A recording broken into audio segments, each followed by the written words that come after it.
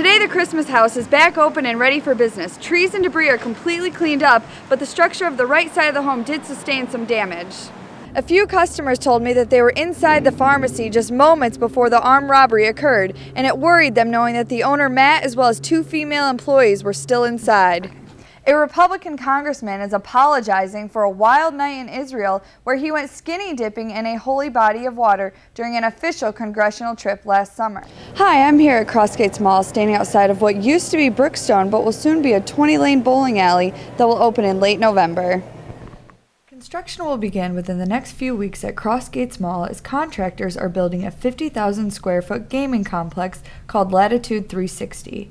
Attractions within Latitude 360 consist of a luxury bowling alley, a dine-in movie theater, game room, live performance theater that can seat up to 300 people, a sports theater with multiple HD screens, a bar, restaurant, and dance floor. We have 20 bowling lanes, leather couches, leather chairs, tableside service. It's all new digital scoring, flat screen TVs everywhere. It's phenomenal. Castaldo said a familiar concept, Revolutions Entertainment, opened at Destiny USA in Syracuse last October and has since been very successful.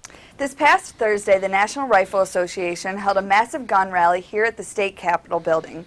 Thousands showed up to protest the restrictive gun laws signed into law by Governor Andrew Cuomo this past January. Speakers at the rally included Senator Mike Nozzolio, Assemblyman Minority Leader Brian Kolb, and NRA President David Keene.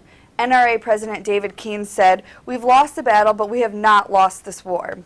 The state's massive gun control package gave New York State the strictest gun laws in the United States. Back when Obama was running up for re-election, Americans were asked, were you better now or were you better 4 years ago? And I mean, within those 4 years, obviously oil prices were doubled, unemployment was increasing. So what kind of things did you guys have to do in particular to make sure that wasn't a big statistic in his running?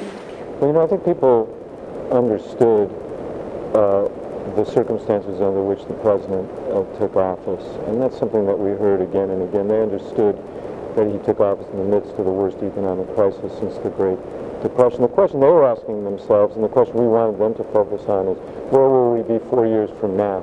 Are you going to be better off under the policies of Barack Obama or under the Republican policies of ultimately of Mitt Romney? Because elections are a choice, they're not a referendum.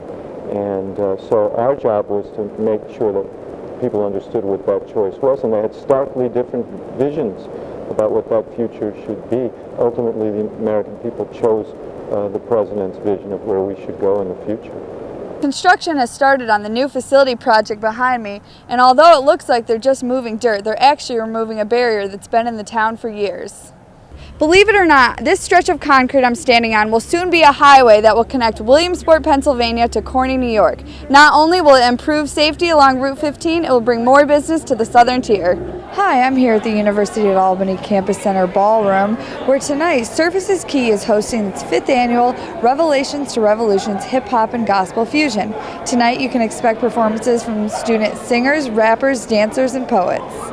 Let me tell you something right now. You may be able to rap, you may be able to sing, you may be able to dance, but if you don't go back to the originator who gave you those gifts will not take you to the place that he has destined you to be. Speak over yourself, encourage yourself in the Lord. Here I am, I stretch my hands to thee.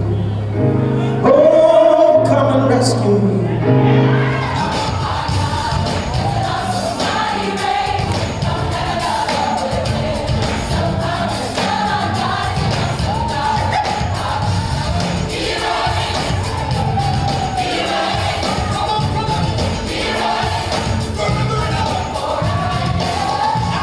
There was a big misconception between if you're religious then you can't be fun or you can't be that type of person that can enjoy themselves. And for me, the original idea was to bring everybody under the same roof.